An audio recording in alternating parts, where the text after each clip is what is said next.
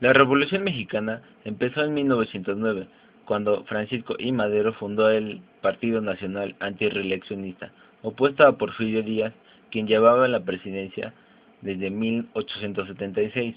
Elegido candidato a la presidencia por dicho partido y tras alcanzar un alto nivel de popularidad en las elecciones de 1910, Madero fue encarcelado por orden del gobierno en San Luis Potosí, bajo los cargos de conato de rebelión y ultraje de las autoridades.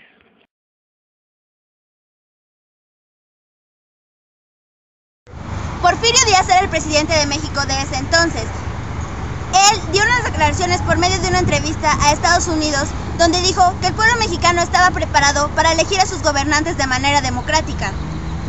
Mandó encarcelar a Francisco I. Madero, pero Francisco I. Madero no se podía quedar así, tuvo que mandar a hacer el Plan de San Luis, donde dice que todo el pueblo mexicano tiene que levantarse en armas el 20 de noviembre de 1910, y así fue como transcurrió la revolución. En este se declaró la ley suprema de la nación al principio de la no reelección.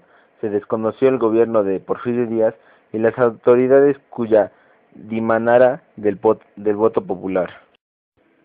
El propio Madero se proponía cruzar la frontera la noche del 19 de noviembre para ponerse al frente del movimiento, pero a mediados de noviembre las autoridades porfiristas descubrieron a los conspiradores de la capital de la República y les decomisaron armas, correspondencia y listas de comprometidos, lo que por añadidura les permitió hacer más arrestos en otras partes del país y sacrificar a Aquiles Cerdán en Puebla.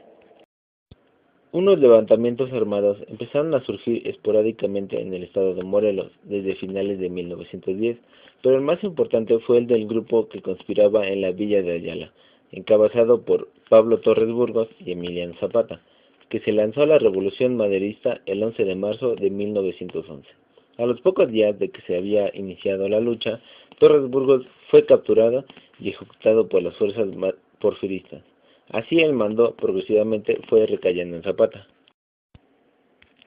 Madero, que finalmente regresó al país el 14 de febrero de 1911, reanimó el espíritu de los combatientes, se puso al frente del Ejército Liberador y estableció su cuartel general en Bustillos, Chihuahua.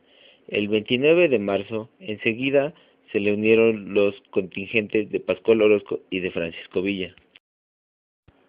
Conviene destacar que entre noviembre de 1910 y mayo de 1911, las operaciones militares más importantes se desarrollaron a lo largo de las vías férreas del norte, porque fueron indispensables para el transporte de tropas y de los elementos de campaña por el contacto que establecieron con la frontera para el abastecimiento de armas y provisiones.